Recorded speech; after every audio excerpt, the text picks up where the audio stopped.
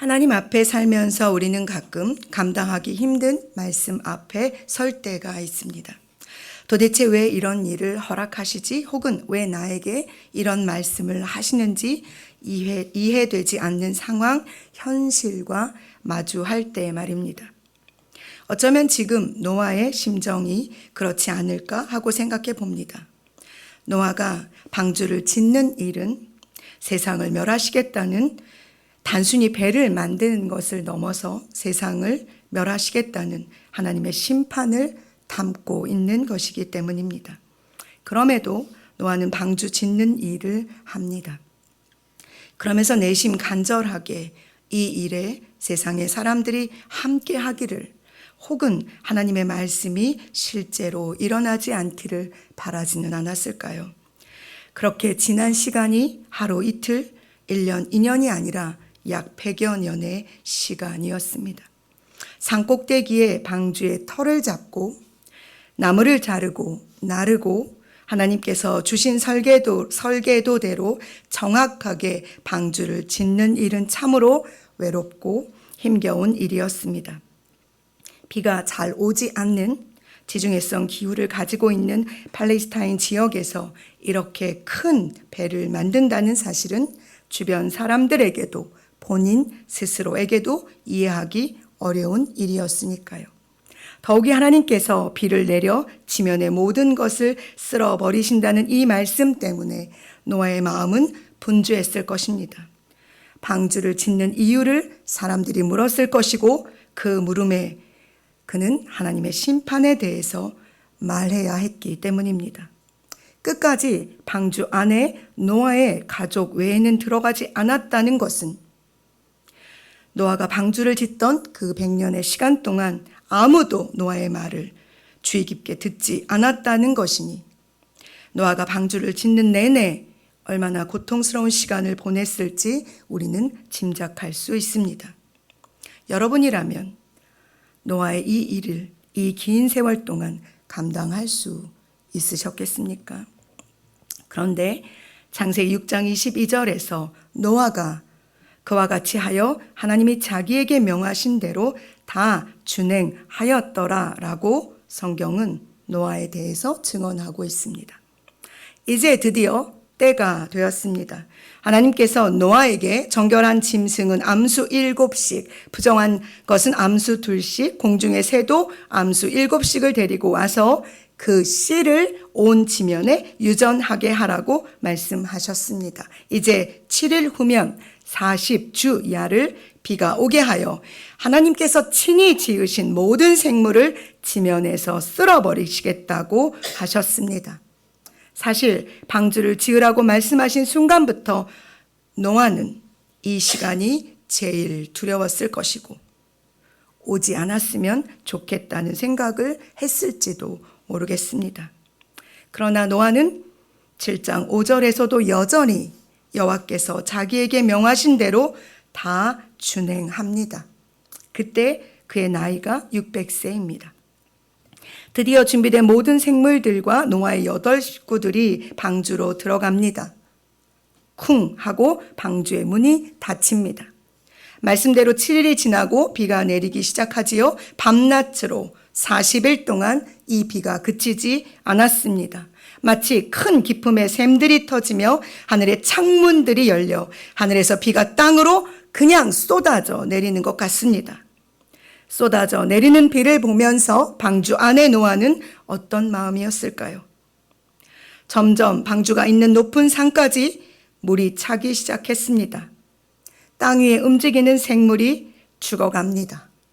새와 가축과 들짐승과 땅에 기는 모든 것과 모든 사람까지도 하나님에 의해서 쓸어버림을 당하였습니다. 오직 노아와 그와 함께 방주에 있던 자들만 남았습니다. 이때 노아의 마음은 또 어땠을까요?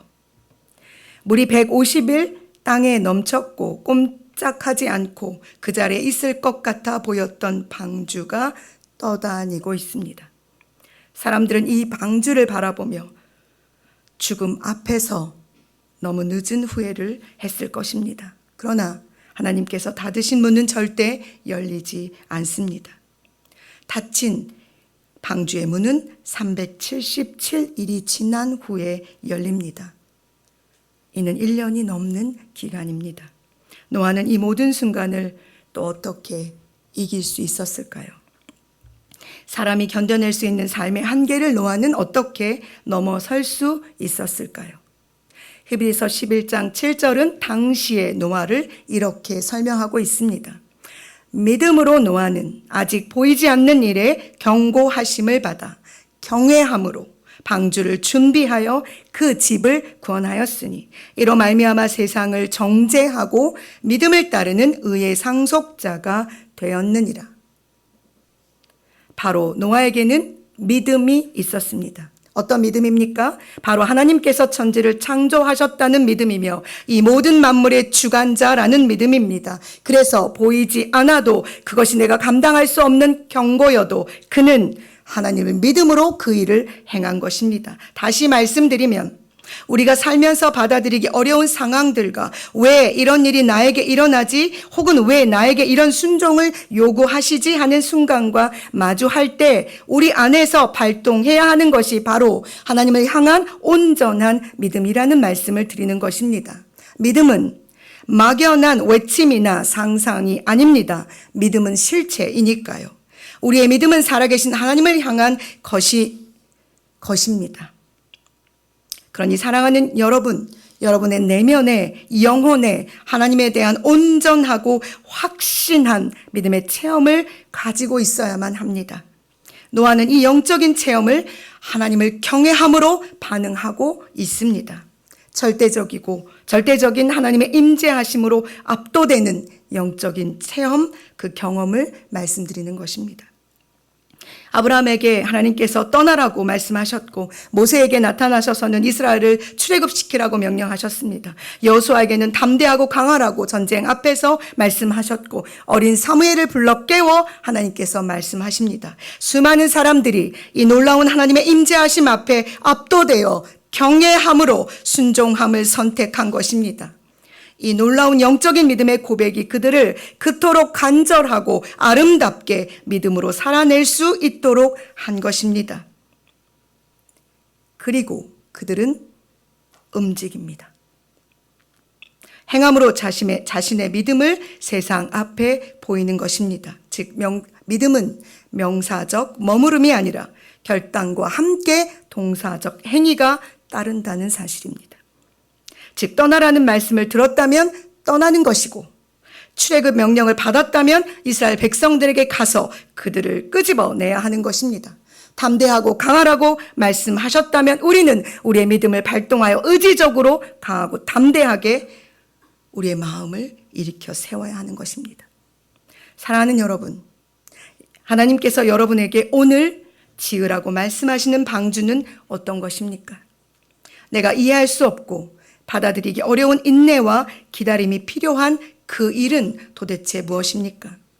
분명한 것은 바로 그 일을 하나님께서 여러분에게 순종으로 응답하기를 원하신다는 것입니다. 하나님의 거룩한 임재하심에 압도되어 올려드리는 거룩한 경외함을 담아드리는 믿음의 결단 말입니다. 마치 노아가 그 모든 일을 준행한 것처럼 우리도 우리에게 허락하신 이 모든 물음 앞에 행함의 결단을 올려드려야 합니다. 결과가 우리의 감정과 상황과는 상관이 없더라도 말입니다. 왜냐하면 하나님께서 하시고자 하신 일이시니까요. 하나님은 선하시고 의로우시며 정의로우실 뿐만 아니라 사랑이시니 하나님께서 하시는 일은 모든 것이 완전합니다. 그러니 우리의 믿음으로 성실히 여러분 우리의 방주를 지읍시다. 그리고 그 안에 들어가 세상에 속하지 않는 믿음으로 세상 위를 고고하게 떠다니며 살아냅시다.